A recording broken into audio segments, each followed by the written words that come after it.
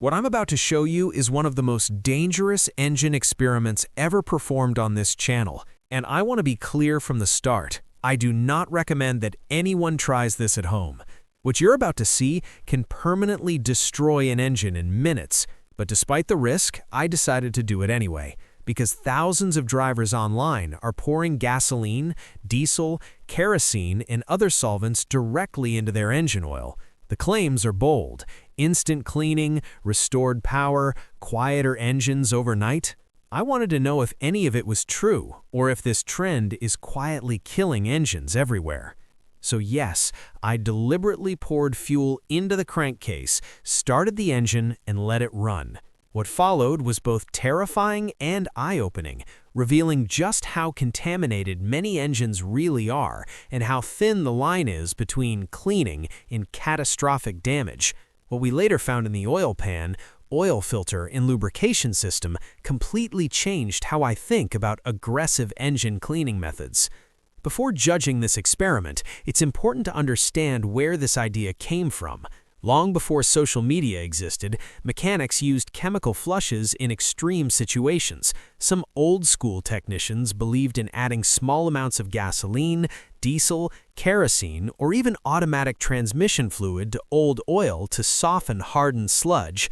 High-mileage engine rebuilders still use fuel-based solvents before teardown to loosen baked-on deposits. The reason is simple. Fuel is an incredibly powerful petroleum solvent. It dissolves varnish, breaks down sludge, frees clogged oil control rings, and loosens carbon around hydraulic lifters and oil return passages. These are exactly the deposits that cause engines to lose power, develop noise, and consume oil as they age. But here's the part that almost never gets discussed. Gasoline doesn't just dissolve sludge, it also destroys oil viscosity. When fuel mixes with engine oil, lubrication strength collapses almost instantly. Oil pressure drops, protective film strength disappears, and metal components begin to touch. That's why this method is so dangerous, and why engines fail when people try it casually. This is exactly why I wanted to test it under controlled conditions with real data instead of internet guesses. For this experiment, I needed the right vehicle. I used a 168,000-mile Toyota 4-cylinder, an engine known for durability and tolerance to abuse. But this one wasn't healthy. It had noticeable ticking on cold starts, rising oil consumption, visible sludge under the oil cap, sluggish throttle response, and low compression on one cylinder. In other words, it was the perfect candidate, or the perfect victim. Before doing anything risky, I documented everything. Compression numbers were recorded, oil pressure was measured at hot idle, engine noise was monitored using a mechanic's stethoscope. The oil was inspected under UV light, and a sample was sent to a lab to measure wear metals and viscosity. This wasn't a random YouTube stunt. This was a controlled, mechanic-reviewed experiment with a baseline. You've probably seen viral videos where people dump half a gallon of gasoline into the crankcase and instantly destroy their engine. That's not what I did.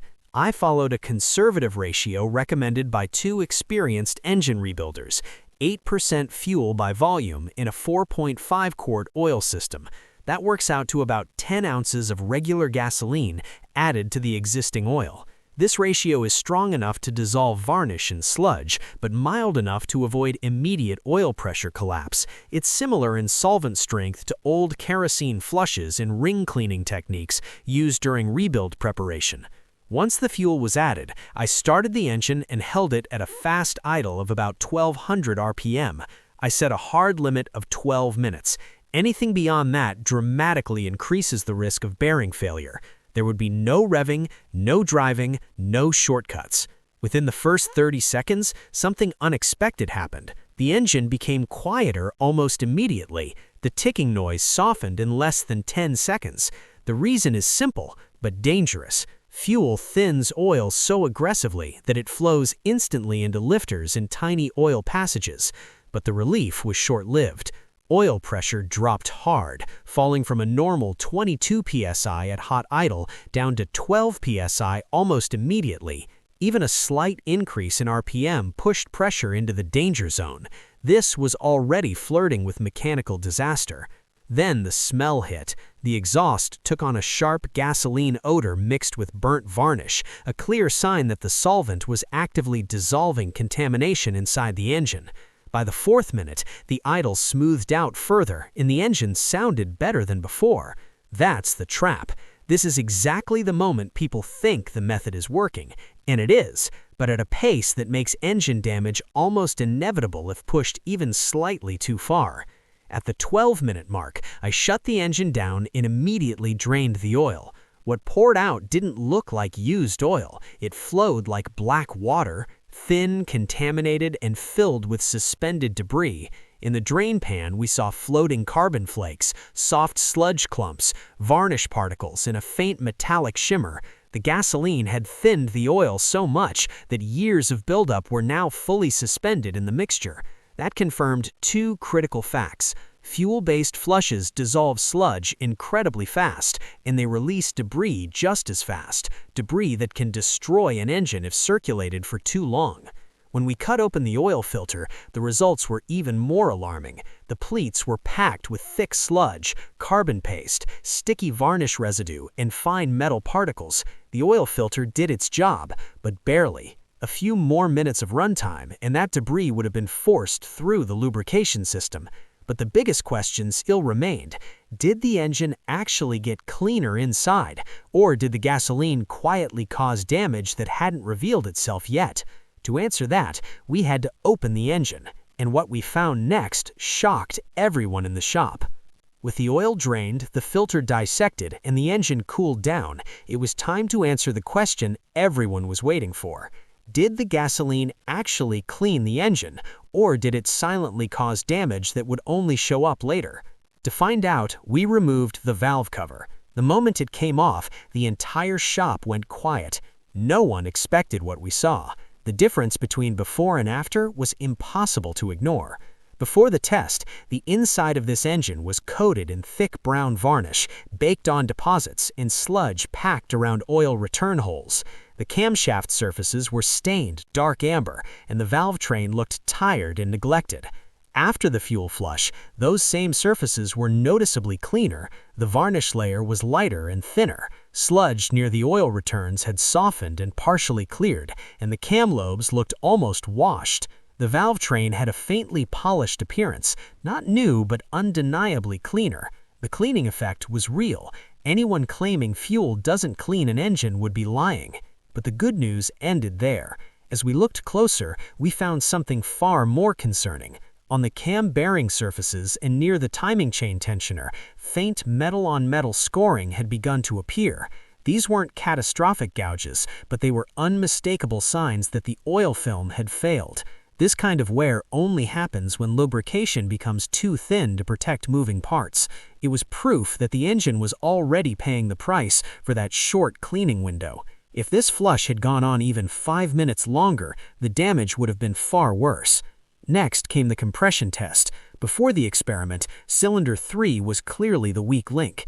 After the flush, every cylinder showed improvement, but that weak cylinder gained the most, an increase of 7 psi. That may not sound dramatic, but in engine terms, it's significant. The explanation is straightforward. By dissolving carbon and sludge around the piston rings, the rings were able to seal more effectively against the cylinder walls. This is the same principle behind professional piston ring soak procedures. For a brief moment, the gasoline inside the crankcase achieved a similar effect, but once again, it came at an enormous risk. With the flush oil drained, we installed a new filter and refilled the engine with fresh synthetic oil. When we restarted it, oil pressure returned to normal almost immediately. At hot idle, the gauge settled back at safe levels. The ticking noise that was present before the experiment was noticeably reduced, and the engine sounded smoother overall. On the surface, it felt like a success, but when we reviewed the oil pressure data from during the flush, the reality was chilling. Normal hot idle pressure for this engine is 22 psi. During the gasoline flush, pressure dropped to 12 psi, and under even slight throttle input, it dipped into single digits. Most engines begin experiencing metal-on-metal contact below 8 psi. We were dangerously close to that threshold. This confirmed the core truth of this experiment. Gasoline is powerful enough to clean an engine rapidly, but it strips away lubrication just as fast. The very process that removes sludge also removes protection. That brings us to the most important part of this video: how to clean an engine safely. There are only a few methods mechanics actually trust. The first is using a quality, high-detergent synthetic oil and running short oil change intervals. Premium oils are designed to slowly dissolve sludge without destroying viscosity. Multiple short intervals work much better than one aggressive flush. The second option is professional engine flush products that use controlled detergents instead of raw solvents. Brands like Liquimoli, BG, and CRC are formulated to clean safely when used exactly as directed. They're not miracle cures, but they won't drop oil pressure into the danger zone. For engines with low compression caused by stuck rings, mechanics